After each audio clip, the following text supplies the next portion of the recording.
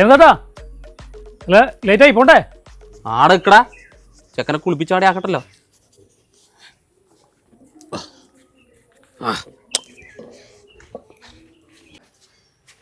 സിന്ധിച്ചി ഞാൻ ചെക്കേ ഞാൻ കുളിപ്പിച്ചിട്ടുണ്ട്.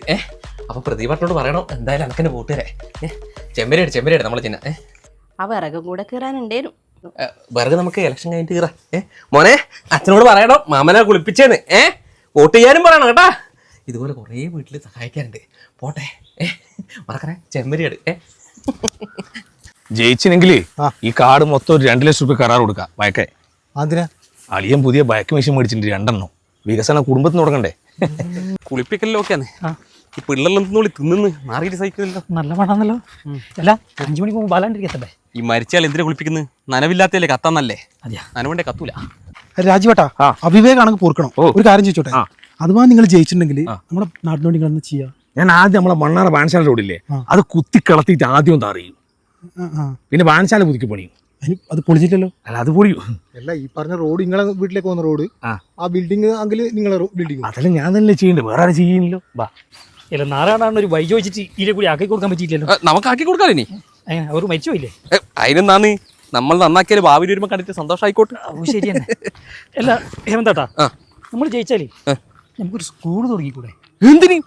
എടാ സ്കൂൾ തുടങ്ങിയാൽ ഈ നാട്ടുകാർക്ക് വിദ്യാഭ്യാസം ഉണ്ടാവും. വിദ്യാഭ്യാസം ഉണ്ടായ വിവരം ഉണ്ടാവും. വിവരം ഉണ്ടായ പിന്നെ നമ്മൾ ജയിപ്പിക്കുക. വേണ്ടാത്ത പണി. എന്തെല്ലാം രാജീവേ പെരുമാമ്പേ സുഖല്ലേ? മുഖത്തിന് തെളിച്ചില്ലാത്ത തെളിച്ചാൽ ഇങ്ങക്കല്ലേ. എന്നാ മതിലിന് പെയിന്റ് അടിക്കുന്നത്, പാർട്ടി ഓഫീസിന് പെയിന്റ് അടിക്കുന്നത്, പങ്ങളെ വീടിന് വരെ പെയിന്റ് അടിക്കുന്നുണ്ട്. അതെവിടെയാ പൈസ നല്ലോണം മുക്കുന്നുണ്ടാവില്ലേ? ഇതെല്ലാം എന്റെ MP സാലറി എന്നാണ്. MP member of panchayat. പിന്നെ അമ്മേന്റെയും പെങ്ങളെയും കുടുംബശ്രീയുടെ കുറച്ച് ലോണും ഉണ്ട്. ഇനിയിപ്പോ അത് പറഞ്ഞാൽ മതിയല്ലോ. ഇത്രയും പെയിന്റ് അടിക്കണമെങ്കിൽ ചെറിയ പൈസ ഒന്നും പോരാ. ഞാനും കുറേ പണിക്ക് പോയതാ. ഇനി അത്ര ചിലവൊന്നുമില്ല. ഇത് ആപ്പിയപ്പോ പെയിന്റ് അല്ല, കേരള പെയിന്റ് ആണ്. ഇത് മറ്റ് പെയിന്റുകളെ അപേക്ഷിച്ചിട്ട് 30% കവറേജ് കൂടുതലാണ്. പോരാത്തതിന് പോയിസൺ ഫ്രീ ആണ്, കെമിക്കൽസ് ഇല്ല. പിന്നെ മറ്റ് പെയിന്റുകളെല്ലാം വെച്ച് നോക്കുമ്പോൾ പൈസ വളരെ കുറവാണ്. ഒരു കാര്യം ചെയ്യും, അഞ്ചരക്കണ്ടി ബസ് സ്റ്റാൻഡിലുള്ള ഷാൻ എന്റർപ്രൈസസിലേക്ക് പോയിക്കോ. ആടെയാകുമ്പോൾ EMI ഉണ്ട്, ഫ്രീ ഡെലിവറിയും. നിങ്ങൾ പറയുന്നേക്കടാ കേരള പെയിന്റാ. രാജുവേട്ടാ നല്ല പെയിന്റാ, എൻ്റെ വീട്ടിൽ അടിച്ചു. അപ്പൊ എല്ലാം പറഞ്ഞ പോലെ ഞാൻ ജയിച്ച ശേഷം കാണാം. എന്റെ കാറ് എടുക്കട്ടാ. ദിനേശ ഒന്നിങ്ങൊന്ന ഈ സുമതിന്റെ കൂടെ ഇതിനും ശരി ഇങ്ങനെ അറിഞ്ഞൂടാ.